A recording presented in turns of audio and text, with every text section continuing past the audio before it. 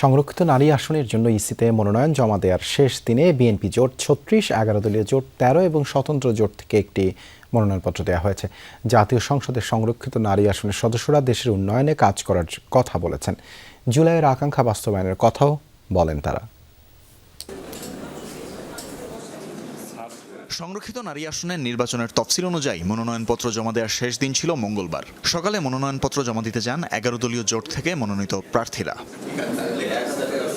মনোনয়ন জমাদান শেষে এই জোটের সমন্বয়ক হামিদুর রহমান আজাদ জানান, তারা এক পরিবারে ২ সংসদ সদস্যের নীতি রাখেননি, তাই জামাত আমিরের সহধর্মিনীকে মনোনয়ন না দিয়ে আনা হয়েছে জুলাই শহীদ জননীকে।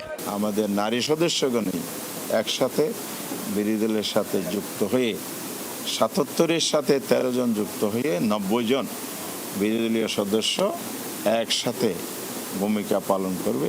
জোটের প্রার্থীরাও জানান তাদের নিজেদের পরিকল্পনার কথা। পলিটিক্যাল কমিটমেন্টের জায়গাটা এটা তারা ঠিক রেখেছেন। জুলাই যোদ্ধারা যারা আছেন তাদের প্রতিনিধিত্ব করব। তবে জোটের এনসিপি থেকে মনোনয়ন পাওয়া মনিরা শারমিন কথা বলতে রাজি হননি। আরপিও অনুযায়ী কেউ সামরিক বা সরকারি চাকরি থেকে অবসর নেওয়ার পর বা পদত্যাগের পর ৩ বছর পূর্ণ না হলে প্রার্থী হওয়া যায় না। বাংলাদেশ কৃষি ব্যাংক থেকে ২০২৫ সালে পদত্যাগ করেন মনিরা শারমিন। হামিদুর রহমান আজাদ বলেন, বিষয়টি খতিয়ে দেখবেন তারা। আমার কাছে এরকম তথ্য নাই। মনিরা শারমিন এখানে উপস্থিত আছে, এ বিষয়ে বক্তব্য রাখবে। আর এই বিষয়টা তো অফিসিয়াল বিষয়, আমরা এটা খতিয়ে দেখব।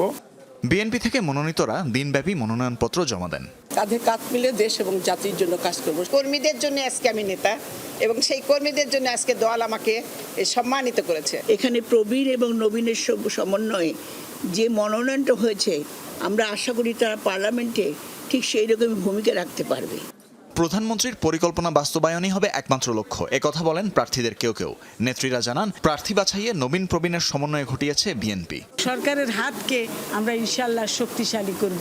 নিজের দায়িত্ব পালন করেছি, আমি অবহেলা করিনি এবং আমাকে দল মূল্যায়ন করেছে। স্বতন্ত্র হিসেবে মনোনয়ন পাওয়া নারী প্রার্থীও বলেন, তিনি জাতীয়তাবাদী আদর্শে বিশ্বাসী। ভায়োলেন্সটা এটা কিন্তু প্রচুর স্প্রেড আউট হচ্ছে। তো আমার ইচ্ছা আছে যে সংসদে বাংলাদেশের যে এক্সিস্টিং আইনগুলো আছে, এই আইনগুলোকে আরো কি করে কার্যকর করে সংশোধন করা যায়। তবে সাংবাদিকদের সাথে কথা বলেননি সাবেক আওয়ামী লীগ নেত্রী, বিএনপি মনোনীত সুবর্ণা ঠাকুর। রিটার্নিং কর্মকর্তা জানিয়েছেন, বুধ ও বৃহস্পতিবার হবে মনোনয়নপত্র যাচাই বাছাই। স্বতন্ত্র জোট থেকে একটি মনোনয়নপত্র পেয়েছি, এর বাইরে আমরা ৩ জনের মনোনয়নপত্র পেয়েছি।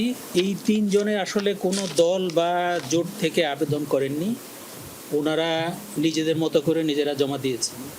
রাজনৈতিক দলের মনোনীত প্রার্থীর সংখ্যা তাদের বরাদ্দকৃত আসনের সমান হলে নির্বাচন কমিশন সাধারণত প্রার্থীদের বিনা প্রতিদ্বন্দ্বিতায় নির্বাচিত ঘোষণা করে।